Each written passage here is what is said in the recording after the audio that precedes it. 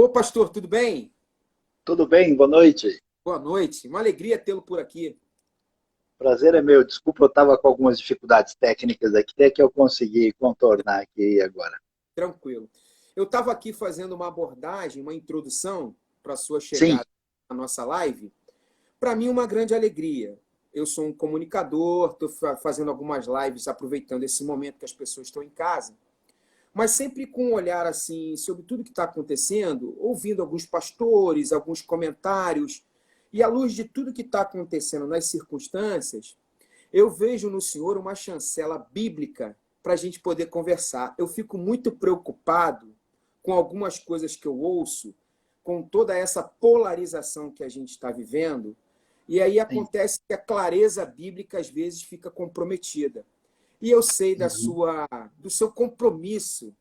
Eu já ouvi algumas vezes pregando e argumentando a sua preocupação bíblica, a sua preocupação com uma exegese, com uma hermenêutica que traga ao nosso tempo atual, à contemporaneidade, uma riqueza e um compromisso bíblico. Então, é uma maior alegria de ter o senhor por aqui. Prazer é meu, que agradeço aí a oportunidade de estar junto com todos aqui para refletir e compartilhar um pouco, né? E todos aí são muito bem-vindos, né? E esperamos ter aí um momento especial de interação nessa noite aí sobre esse tema tão importante. Legal. Primeira abordagem que eu queria conversar com o senhor é o seguinte. Eu percebo que a igreja, Saião, ela acontece com a igreja sempre um delay. A igreja parece sempre um pouco atrasada em relação, por exemplo, à tecnologia, em relação a alguns acontecimentos contemporâneos. Parece que há uma preservação da igreja por seus líderes, por um conservadorismo. E aí eu usaria uma palavra com muito cuidado, que é o fundamentalismo. E nesse fundamentalismo há sempre a conservação de costumes e a preocupação com as coisas modernas. Só que agora há uma revolução tecnológica e nós estamos sobre uma epidemia. Então, eu vejo a igreja preocupada em falar: a igreja vai ficar fechada, a igreja tem que abrir, as reuniões têm que ser presenciais, não sei o quê.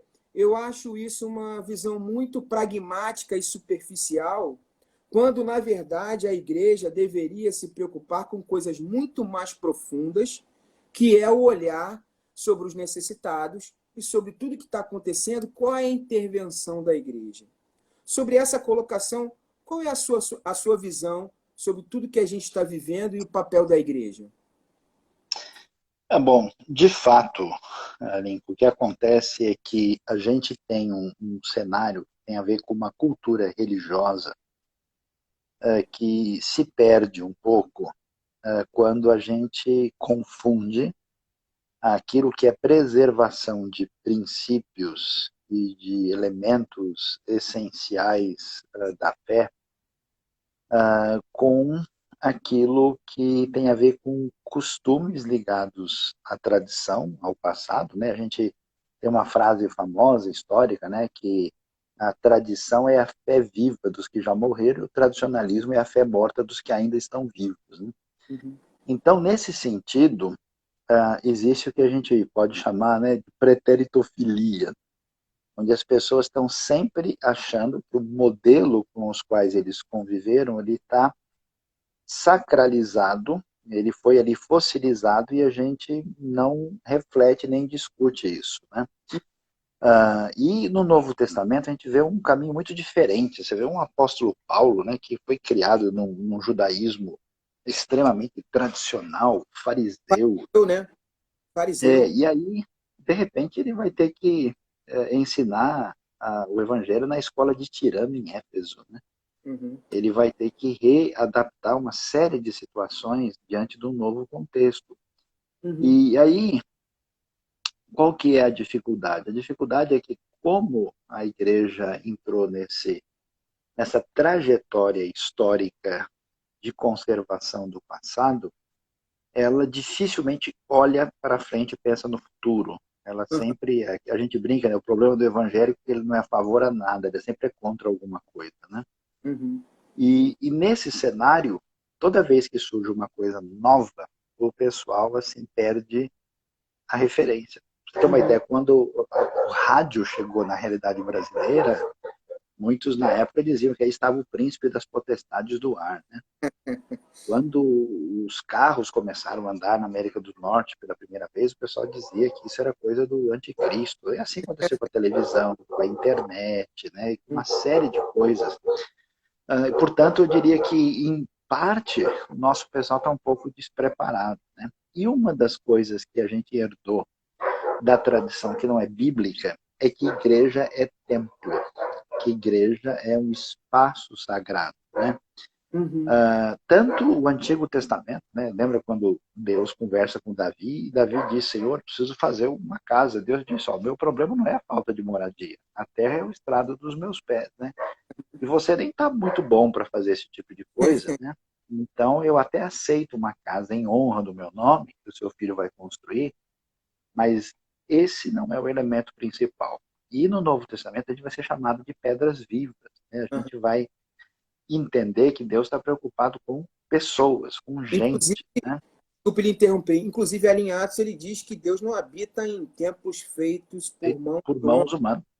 Exatamente, né? Então, o que acontece? Eu acho que isso veio do paganismo antigo, né? Quando você tinha realmente o templo como o lugar especial da divindade, isso entrou na cristandade, né? Com essas ideias das grandes catedrais, que são os templos greco-romanos antigos, agora, digamos, cristianizados, né? E a gente herdou isso de tal maneira que as pessoas de fato acham que aquele lugar é um lugar da bênção, é um Uhum. lugar especial, né? Então, o que a gente vai ver?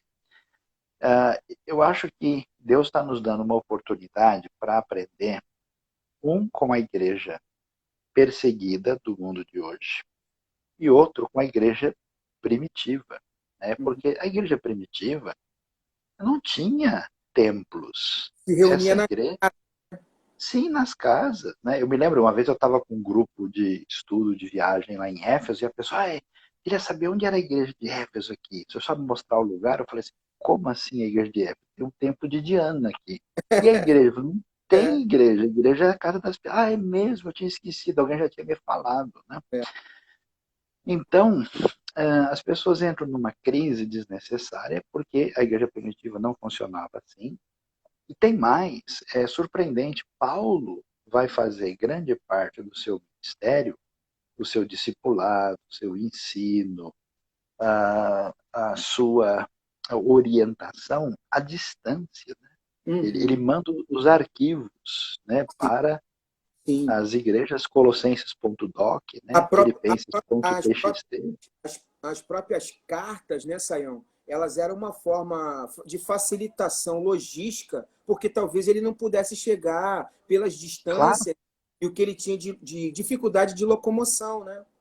Então, ele usava uma internet com a rede muito mais fraca que a É, nossa, demorava para chegar o arquivo.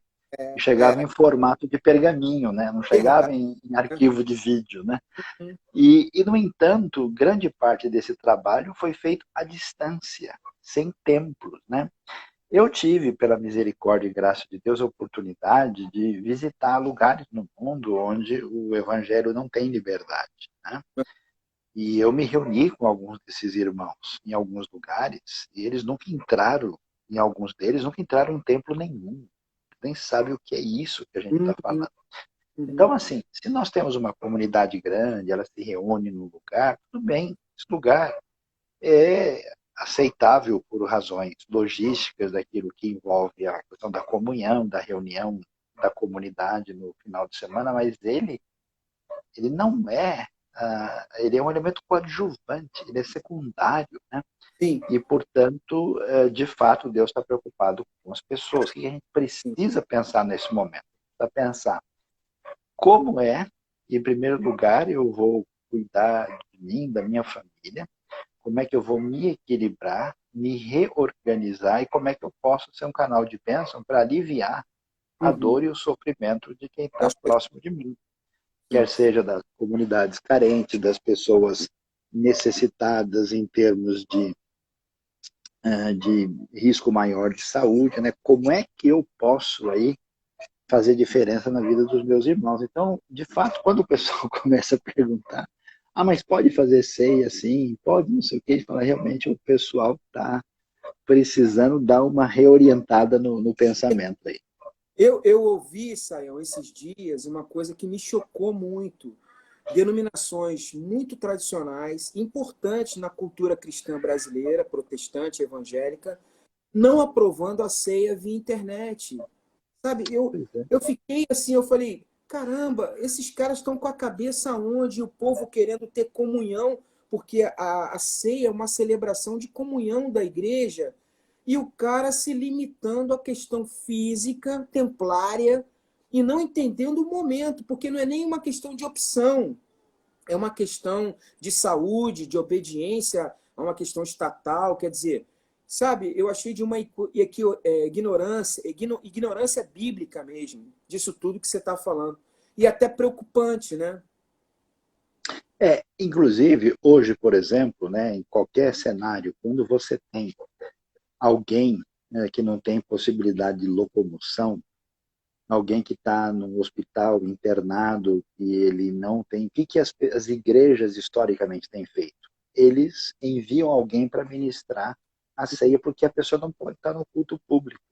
Se Sim, a gente já faz isso numa situação sim, dessa, qual que é a dificuldade se todo mundo está sintonizado e sim. todos ao mesmo tempo tomam a ceia em memória de Jesus? Jesus nunca definiu o espaço onde a ceia deve. Olha, quando vocês fizerem, lembre-se de fazer nesse lugar. Me Façam no lembro, perto. lembro daquela conversa com a mulher samaritana, ela pergunta, mas é aqui ou é em Jerusalém? Pois Né? é, pois é. A preocupação é espacial e não é o caso, né? É, verdade. Agora, qual é a sua opinião acerca, você comentava há pouco sobre isso, de que maneira, porque esses dias eu estava pensando assim, vendo alguns amigos, muitas pessoas, ovelhas me ligando e da necessidade de alguns, e eu querendo me envolver em ajudar, fazendo conteúdo de relevância por aqui, e me envolvendo com situações de levar cesta básica, de entender a necessidade dos irmãos, essas coisas. Aí eu estava pensando, porque uma pessoa foi argumentar comigo, um empresário e uma pessoa física. E a minha formação é contábeis.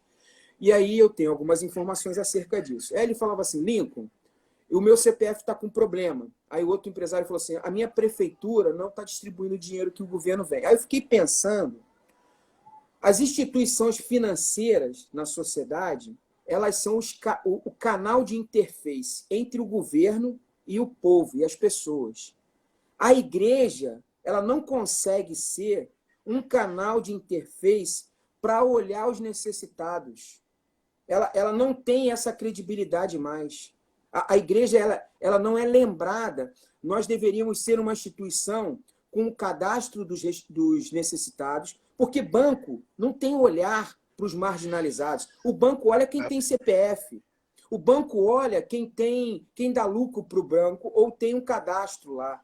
Mas a igreja, ela sempre age de uma forma retardada, assistencialista e não tem a preocupação de ser esse canal com crédito, porque quando os líderes vão lá, vão pedir para a igreja abrir, em vez de falar, olha, nós temos um cadastro e esse cadastro é devidamente chancelado, ele é correto, de pessoas necessitadas. A igreja parece que perdeu essa condição de ser o canal de viabilidade a boas novas e para olhar para os marginalizados. Faz É, sentido o que eu uma, falo? sim, porque um dos problemas sérios é que a gente tem uma tensão na Bíblia entre a importância da verdade e a importância das relações humanas, né? É interessante quando você estuda as historinhas antigas da tradição judaica, né? Tem uma historinha muito interessante que o Abraão logo começou a questionar o pai dele, Terá, porque ele era idólatra, né? Uhum. Aí o que o Abraão fez? Ele começou a perguntar quem que era Deus, como é que era, e o pai disse, não, Deus é esses ídolos, mas isso aí que fez o sol, fez a terra, como assim, né? Aí um dia o pai saiu, tinha deus maior, um ídolo maior e vários pequenos, ele pegou o machado e quebrou todos, deixou só o grandão.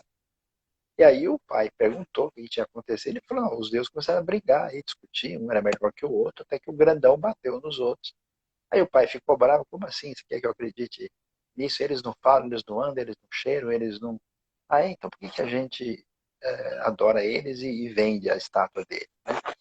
E todo o tempo a história diz assim, mas Abraão respeitava o seu pai, ele o amava muito, e depois termina a historinha os dois dando risada.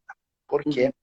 Porque a relação da verdade com o relacionamento humano, ela tem que ter uma saudável interação de, nessa tensão dialética. O que aconteceu em grande parte com a nossa igreja? Ela, na tradição histórica, ela se preocupou bastante com a definição das referências doutrinárias e teológicas que circunscrevem onde a gente deve estar. Uhum. Mas o outro lado dessa realidade é que essa mesma importância que eu tenho de definir qual que é a diretriz de Deus, ela está junto com o fato de que Deus quer que a gente ame a Deus sobre tudo e ao próximo como a nós mesmos. Então a Perfeito, comunidade dos discípulos de Jesus é a comunidade da misericórdia, perfeito. do amor, da sensibilidade profunda. E aí, por ter uma preocupação acentuada, digamos assim, com o que a gente chama de teologia, eu acho que o pessoal deixou um pouco de lado essa sensibilidade fundamental. Então, por isso, é pesado e difícil. Em grande parte, muitas das comunidades evangélicas hoje não têm esse olhar, que não, eu diria, não é nem uma questão de um olhar ideológico ou Não. teológico, é você vê a Uhum. pessoa numa situação de necessidade, dor, e você, como diz o Novo Testamento de Jesus, movido de íntima compaixão, ia lá e fazia alguma coisa para aliviar o sofrimento das pessoas. Então, você tem razão, a gente precisa voltar, né, para o centro aí, precisa ler de novo Mateus 5, né, precisa entrar em sintonia com o Sermão do Monte, né, e uma Uhum. série de questões assim para que a gente entenda que esse amor de Deus pelo mundo se manifesta por aquilo que Cristo deixou como Cristo no mundo, que é o seu corpo, que é a igreja. Né? O jeito de Cristo fazer diferença no mundo é através da gente. E É, claro que mostrar. Eu digo que essas coisas, eu chamo assim de graça real, né? Porque você tem ação concreta de beneficiar o outro sem esperar nada em troca. perfeito. Isso é favor imerecido. Esse é o Sim, conceito concreto do assunto. sim. Agora, entendendo esse momento que a gente está vivendo, qual o teu olhar, Sayão, para o futuro? Porque muitas pessoas que eu tenho conversado, de vários segmentos, da música, da cultura, da teologia, alguns líderes, alguns empresários, eles têm falado o seguinte, e eu também tenho visto alguma coisa das notícias, tenho até evitado notícia, porque notícia tá meio exagerada. Exato. É. Mas até nas notícias eu vejo o seguinte, nós não seremos os mesmos. A percepção, por exemplo, de que o home office funciona em alguns setores do âmbito corporativo, talvez essas pessoas não voltem para o escritório, porque elas lotam o tráfego nas grandes metrópoles, quando na verdade funciona dentro de casa. E até tem gente trabalhando mais em casa do que se tivesse no escritório. Na cultura, a mesma coisa. Você começa a perceber que você pode produzir em casa de uma forma mais focada e qualitativa de pesquisa do que em alguns ambientes que você teria que se deslocar. A igreja também tá vendo isso. Os cultos têm sido online. Como você vê essa ida para esse novo momento, depois dessa tempestade, do que pode ser assim uma perspectiva do que vai acontecer sobre um olhar espiritual, assim, o que Olha, você percebe do que vai acontecer fruto dessa epidemia que a gente está vivendo? vamos lá.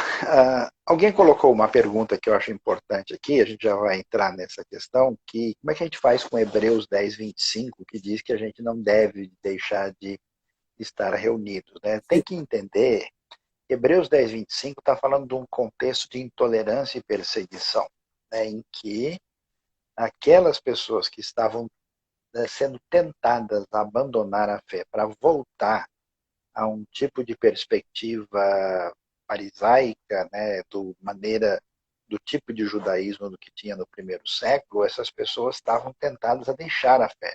Então, Uhum. eles deixariam de se reunir na congregação porque não criam mais. É uma situação diferente. Não é porque a pessoa ficou doente, teve um acidente, ele deixou de se reunir como congregação e Deus está cobrando dele. Isso é loucura, né?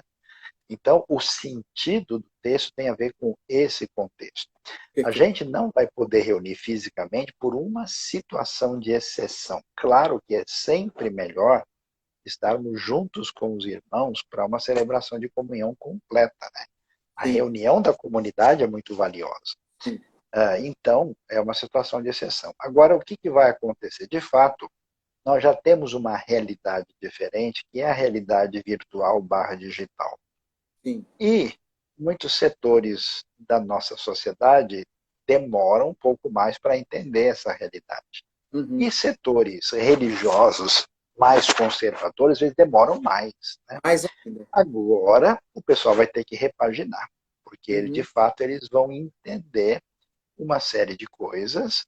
Então, eu penso que nós vamos, depois desse processo, ter de entender essas novas ferramentas de educação, esses novos ambientes onde é possível haver uma interação. Isso vai ser muito importante, porque às vezes, enquanto você tem uma ideologia ou secular ou de qualquer outra natureza, usando os melhores tipos de comunicação para veicular ideias e valores na cabeça da sociedade, você vê às vezes a igreja cristã retrógrada usando os elementos mais incapazes de fazer diferença real, né?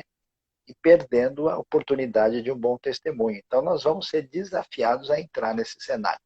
Pode Sim. ser que alguns não aprendam a lição, mas eu acho que eles vão ficar fora do cenário da história, né?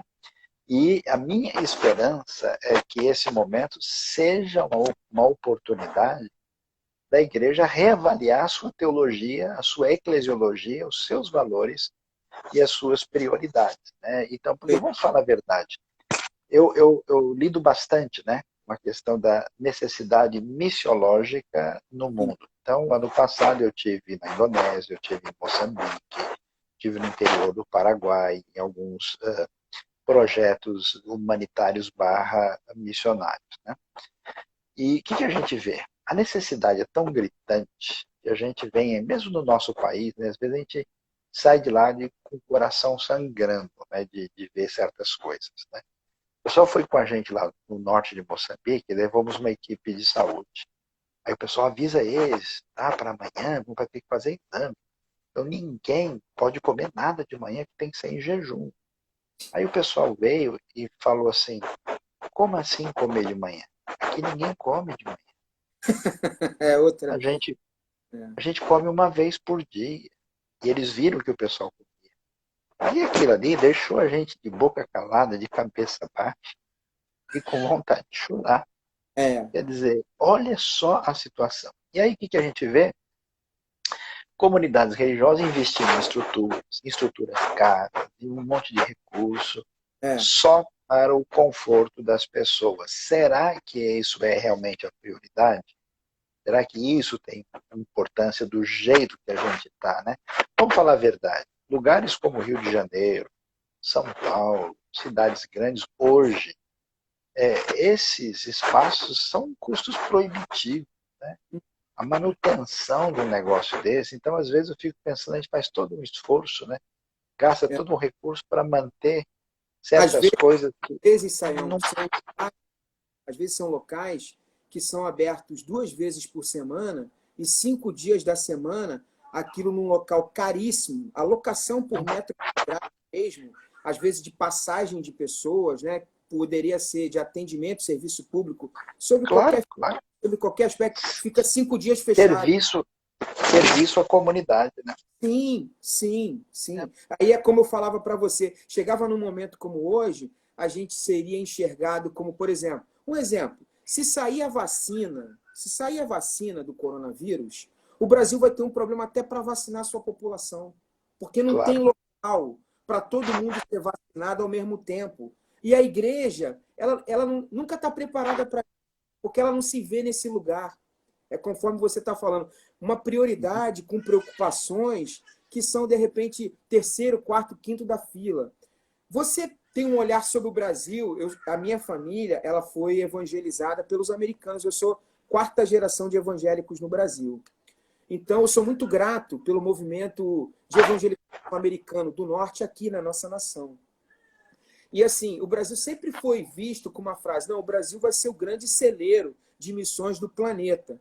E eu percebo que houve um recuo dessa ação em relação ao mundo, da nossa peculiaridade missionária. Estou equivocado ou o Brasil retrocedeu na área de missões? Olha, graças a Deus eu tenho tido oportunidade de rodar muito dentro do Brasil, em praticamente todos os estados e, graças a Deus, transitando em denominações e grupos completamente diferentes. Desde os mais litúrgicos, mais contemporâneos, mais pentecostais carismáticos, mais tradicionais. Então a gente tem tido comunhão com todo tipo de gente. E também visitado 63 países no mundo e visto, né, desde a Ásia, Europa, África e Américas, a ação missionária brasileira. Eu acho que, graças a Deus, o Brasil ainda tem uma presença significativa. É que, às vezes, a gente conhece um pouco o ambiente das nossas denominações, né, e percebe, às vezes, uma situação assim menor, né? Mas quando a gente olha o todo, existe sim. Eu concordo que começa a ficar preocupante, e não só em termos missionários, porque esse egocentrismo e essa mentalidade que a gente tem hoje faz com que as pessoas evitem qualquer coisa que seja sacrificial e ministerial de fato. Então começa a haver desinteresse, né, mas ainda temos uma presença significativa. Agora, infelizmente, muitos dos missionários têm muito bom coração e boa vontade, mas precisam de um preparo maior, de um equilíbrio maior. E às vezes eu fico bastante assim, triste, né, porque eu vejo gente que tem um potencial muito menor se dedicando, se esforçando com aquilo que pode fazer, e pessoas de alto potencial de fazer grande diferença não arriscam a sua zona de conforto para fazer nada por ninguém, tá? Então, assim, graças a Deus o Brasil é muito bem percebido no mundo. Lá fora todo mundo gosta de brasileiro. Em qualquer lugar fala, o pessoal faz uma festa, começa a falar em futebol, desde que não seja o 7-1, tá tudo certo, né? Eles reagem muito bem e há um espaço significativo, mas começa a ficar preocupante porque eu acho que a gente está perdendo um pouco a direção e está se perdendo em caminhos problemáticos dentro da igreja brasileira hoje. Assim, o que dentro desse cenário de hoje, eu percebo também, daquilo que a gente estava conversando, é uma preocupação que eu tenho orado, assim, a partir de mim, né, me coloco como o centro desse, né, que quando a gente vai para esse encurralamento, a gente, em vez de ir para a compaixão, a gente vai para o egoísmo, né? Parece que vem um sentimento de proteção, um senso de proteção, e o que você tem, você quer se proteger, porque você não sabe o que vai acontecer. E o evangelho, ele é justamente o contrário, né? Então, até que ponto esse lance do vírus, do Covid-19, tem um vetor espiritual? Porque tem a questão da saúde, que é uma questão natural, saúde humana, mas eu sei que os tradicionais conservadores não gostam muito desse assunto, mas eu tenho um olhar que isso tem um vetor espiritual. Mas quando eu olho para o meu interior, eu percebo que realmente há uma luta espiritual em relação a isso. Porque as pessoas enclausuradas em suas casas, tentando defender seus orçamentos, cada um defendendo um orçamento. vou dar um exemplo prático. Eu fui negociar o meu aluguel. Aí eu pedi para o proprietário assim, poxa, será que o senhor pode fazer um desconto? Aí ele falou, não, beleza, eu vou fazer um desconto. Aí aqui em casa a gente foi receber o valor de um aluguel que a gente tinha. Aí a minha esposa falou assim, mas eu devo dar desconto? Aí eu falei, amor, a gente deve dar o desconto, porque a gente pediu o desconto. Então, por exemplo, eu vi outro dia uma propaganda do banco na TV. Ah, nós estamos dando 1 bilhão para o coronavírus. Mas o banco não diminuiu um centavo na conta de nenhuma tarifa de ninguém. E o banco, ele não faz nada, porque eles não estão usando funcionário nos expedientes. Então, é uma economia do que eles estão fazendo. No entanto, eles não fazem a parte deles. A minha preocupação é nós, como cristãos, nos preocuparmos no sentido espiritual de irmos para o lado da compaixão, irmos para o lado de Jesus, né? Você sabe que a história da igreja antiga, ela foi muito impactada, porque nós tivemos episódios, né, no passado de epidemias assim. E quando não havia esperança, e as pessoas jogavam os parentes para fora de casa, pela janela, porque eles iam morrer, os únicos que iam pegar as pessoas para cuidar delas eram cristãos. Então, assim, a gente realmente precisa ficar de olho e tomar um cuidado. É claro que você tem que garantir a manutenção da sua família, você não pode. Eu conheço gente que deixou os filhos passando fome e foi ajudar os outros lá fora. Uhum. A Bíblia não orienta isso, né? Mas a gente precisa, sim, tomar um cuidado de exercer misericórdia, valorizar muito. Eu estou acompanhando um profissional de saúde aqui próximo da gente que está lá na UTI tratando dos casos graves, está orando por essas pessoas todo dia, está dando força aqui. A gente tem gente que está lá num lugar de gente de alta necessidade, distribuindo cesta básica, ajudando ali a manutenção do nível básico da vida, né? E a gente, de fato, precisa encorajar. Eu tenho visto pessoas numa situação muito difícil e disseram, olha, eu faço o meu trabalho aqui, a pessoa não me pagou, eu estou na situação, não sei como é que vai ser. A gente tenta tirar de onde é possível para tentar dar uma força. Então, nosso convite é que todo mundo não caia nessa tentação de pensar só no seu conforto e Uhum. tente, na medida do possível, de alguma maneira, você ser canal de bênção para ajudar as pessoas, porque, de fato, isso é totalmente compromisso, e eu concordo com você, que é uma luta espiritual no sentido se a gente vai só olhar para o nosso umbigo ou vai ter qualquer atitude favorável para com o próximo. Sim. Você tem alguma opinião em relação biblicamente, a questão apologética dessa questão do vírus em relação ao mundo? Uma questão, sem entrar no mérito tribulacionista, não, mas se tem algum vetor apologético sobre esse momento? Na minha opinião, o, o, essa situação é permitida por Deus como uma manifestação da sua ira. A ira de Deus se manifesta muitas vezes na história humana, inclusive com o objetivo de não se propagar mais o mal sobre a terra. Eu tenho tido contato com pessoas que atuam em certas lutas, em situações que são inimagináveis, o que se faz de maldade com crianças, Uhum. com tráfico de órgãos, com coisas assim absurdas nesse mundo, e que, graças a Deus, está tudo parado agora. Uhum. Várias pessoas devotadas à prática do pior tipo de mal agora. A Terra deu uma segurada, assim, é um Eu. sabático forçado, né? Poluição, É. as loucuras feitas no mundo todo. Então, assim, a ira de Deus, ao contrário do que muita gente imagina, ela não é o oposto da sua misericórdia, ela é uma contrapartida. Uhum. Por isso, junto com a ira, vem a misericórdia. Toda vez que Deus apresenta uma situação de juízo, ele manda avisar Noé, olha, o juízo cairá sobre a terra, e ele preserva Noé e sua família. Isso Uhum. acontece sempre. Abacuque ora, Senhor, na tua ira, lembra-te da tua misericórdia. Então, assim, Deus nos dá uma oportunidade para dar uma parada e reavaliar a nossa vida, os nossos valores, a nossa maneira de pensar, isso incluindo gente dentro da igreja e fora da igreja. É o Uhum. momento de fazer um remaking, uma reavaliação. Né? E isso é muito importante. Agora, isso faz parte de um cenário escatológico maior? Pode ser. Eu não diria que não faz nenhum sentido. Uhum. Opa, voltou aqui. Voltou. Uhum.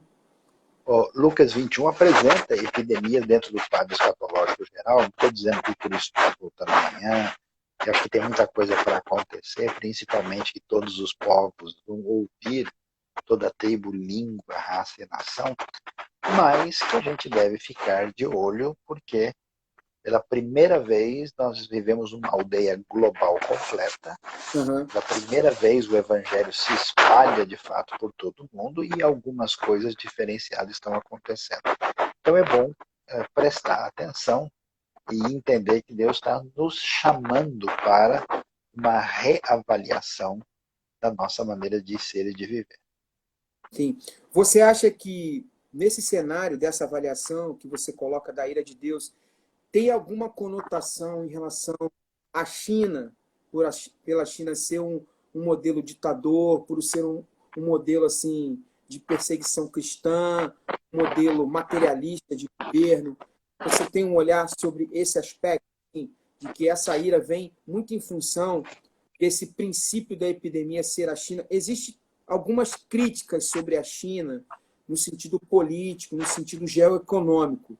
Você acha que isso tem conotação espiritual também? Olha, o governo chinês é um governo que limita a liberdade das pessoas, tem uma série de situações complicadas, mas eu acho que está havendo um exagero em relação à China, que eu quase enxergo como uma xenofobia exagerada. Né? Uhum, Porque a gente teve há um século atrás uma gripe espanhola. A gente tem uhum, tido outras, a MERS veio do Oriente Médio, o uhum. Ebola veio da África, a AIDS cresceu no ambiente especialmente norte-americano Sim. primeiro, né, e depois europeu, né? Então, assim, tem que tomar um pouco de cuidado, porque existem as mazelas dos lugares de limitação de liberdade, né? E entre eles a China não é o pior. Eu já estive lá algumas vezes, visitei. Se Deus fosse começar a agir com uma ação talvez adequada, começaria talvez pela Coreia do Norte, né? E Entendi. É depois verdade. pelo Irã, Arábia Saudita, lugares Sim, assim, né? sim, sim. E Mas voltou. Acho que voltou. voltou. Eu não vejo a China nem como inocente e nem como única culpada, até porque, vamos falar bem a verdade, os Estados Unidos, a Europa e as potências asiáticas, como o Japão e a Coreia do Sul, têm todas as suas fábricas dentro da China. Esse Uhum. pessoal trabalha junto e eu acho que existe uma cumplicidade de Uma gente muito conivência. poderosa que tem uma conivência. Então, assim, ainda que a China mereça todo tipo de reprimenda, eles não estão sozinhos na fila, né? E É. acho que não é saudável a gente simplesmente agora tentar achar um dedo, né, para apontar, não, a culpa é do Brasil porque teve carnaval, não, a culpa é da direita por causa disso, não, a culpa é da esquerda por causa não sei de quem, não, a culpa é disso. Eu acho que tem que entender que eu tenho que olhar para a minha vida, qual é o erro Sim. do Saião, o que o Saião É, eu concordo. está fazendo É. que ele vive de maneira egocêntrica e indevida, e o que Deus quer que ele mude para que o reino seja vencedor, né?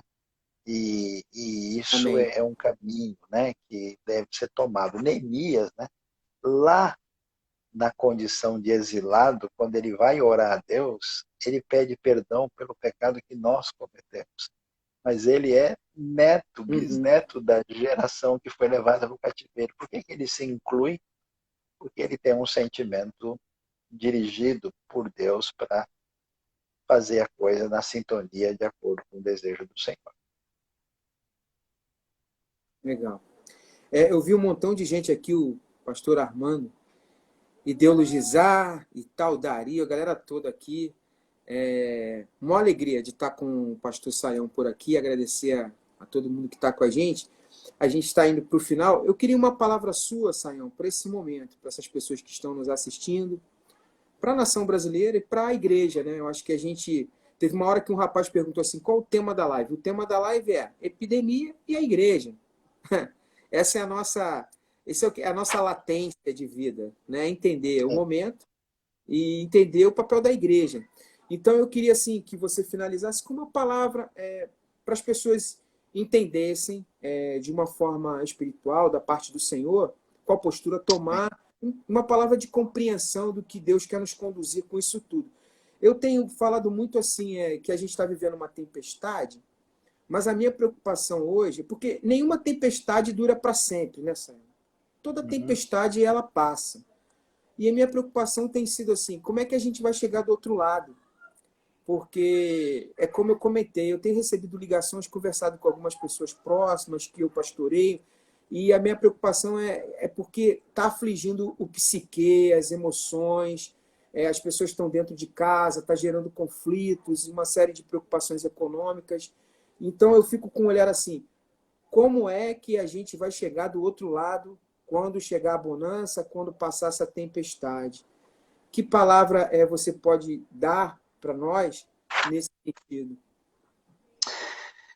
Eu queria lembrar do que a gente lê no Salmo 73, quando o salmo ligado a Asaf, ele entra em desespero porque ele se vê em sofrimento e vê o ímpio se dando bem, e aí ele passa por uma experiência profunda diante de Deus, e ele entra no santuário, tem uma experiência com Deus e vê o fim deles, e lá adiante ele vai descobrir que bom é estar junto a Deus, e ele redefine os seus valores e as suas prioridades.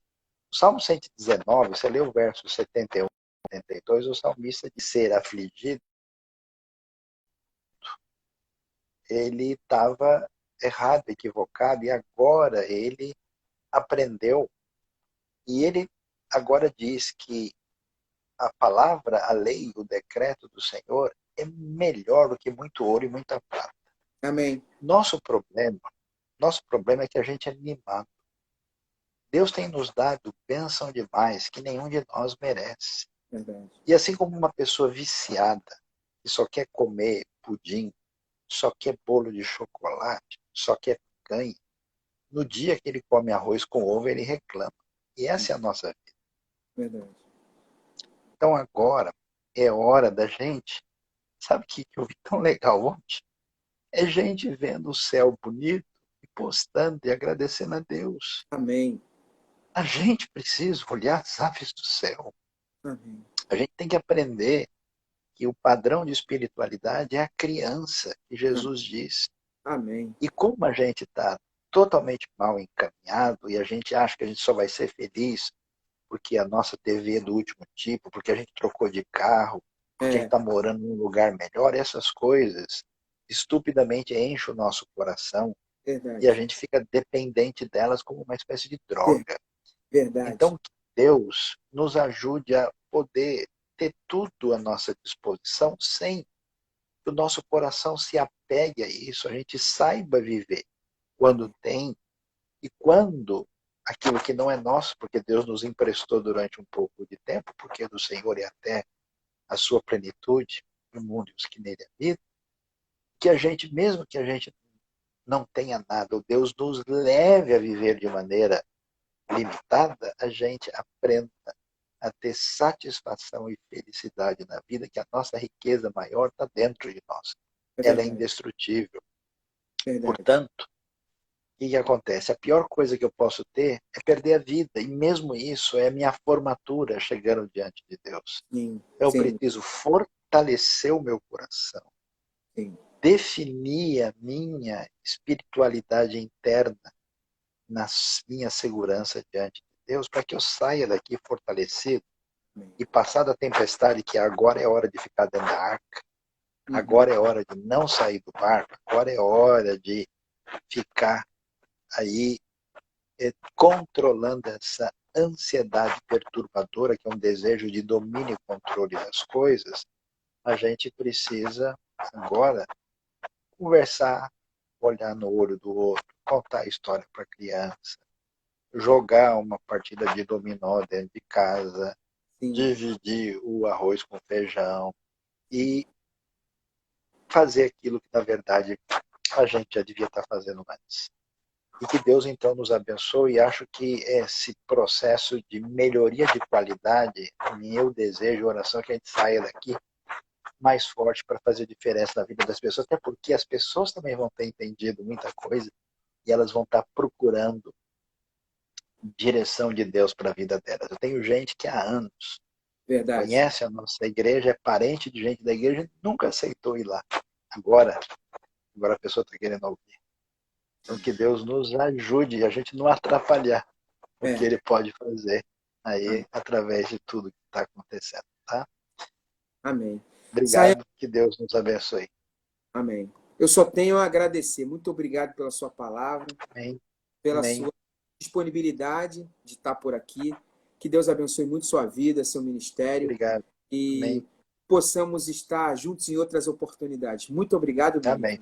Tá Amém. bom? Um abração muito grande para todo mundo. Deus abençoe muito aí. E muito obrigado. Você também, um abração e que a gente fique em sintonia. Amém. Obrigado. Legal, você conferiu mais um podcast do Lincoln Lira. Sou eu por aqui. Obrigado pela sua companhia. E a gente se encontra. Fique muito à vontade a conferir todos os nossos conteúdos nas nossas redes sociais, através do Instagram, a nossa super conta no YouTube e também através do Facebook. Fique muito à vontade e a gente se encontra até um próximo encontro. Deus te abençoe muito, super valeu e tchau, tchau.